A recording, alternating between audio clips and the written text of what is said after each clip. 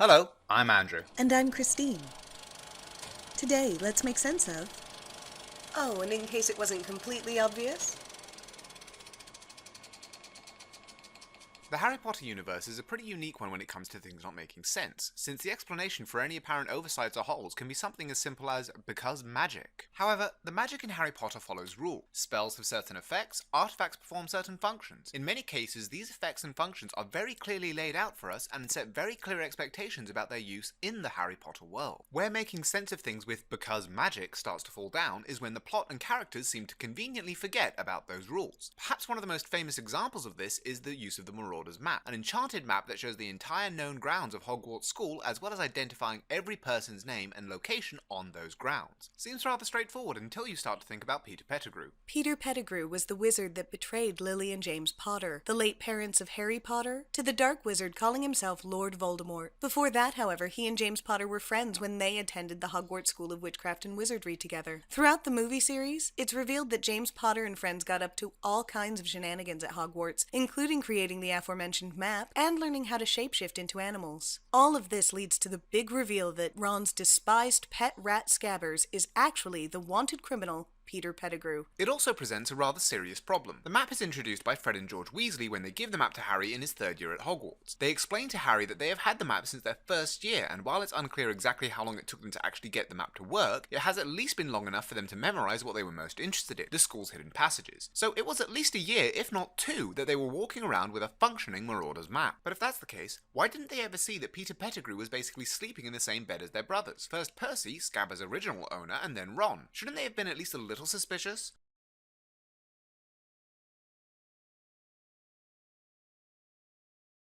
While there are a number of theories about why Fred and George never noticed Peter sleeping on their brother's nightstand, there is only one that's explained by science, specifically how our brains process the information our eyes see. Let's consider the volume of information contained on this map. There are about 10 students per year, 5 boys and 5 girls per house. Multiply that by 7 years and you've got about 280 students plus faculty. That's more than 300 people wandering around the halls of Hogwarts and therefore on the map at any given time. Now, if you remember from earlier, Fred and George were using the map for 2 reasons. 1, to learn the location and access points of Hogwarts secret rooms and passages, and 2, to watch out for any patrolling adults who might thwart their mischievous hijinks. Science tells us that we are only capable of noticing a small percentage of the things we actually see. So although the information is actually right in front of us, our brains don't process or retain anything it deems unnecessary for whatever it is we're trying to do. And the fact is, there is just too much happening on that map for Fred and George to be expected to notice all the details. In other words, Fred and George just weren't bothered about Ron's bunk when they were running around trying to avoid Filch and Mrs. Norris. And because their brains could only take in so much information at a time, it's reasonable to say that they simply never noticed who was sleeping where.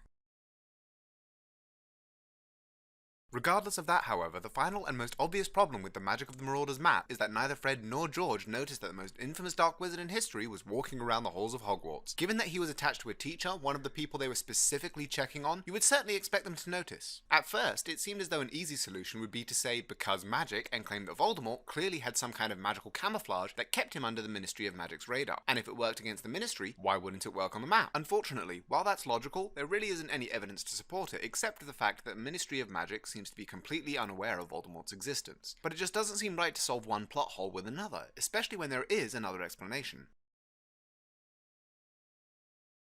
Voldemort is not his real name. While Voldemort was a name that was known and feared among the students, since that was just a pseudonym, it probably was not the name that would have been displayed by the Marauder's map. So even if Fred and George did happen to notice Quirrell and his BFF every once in a while on the map, all they would have seen was someone named Tom Marvolo Riddle, a name which would have meant nothing to them at the time.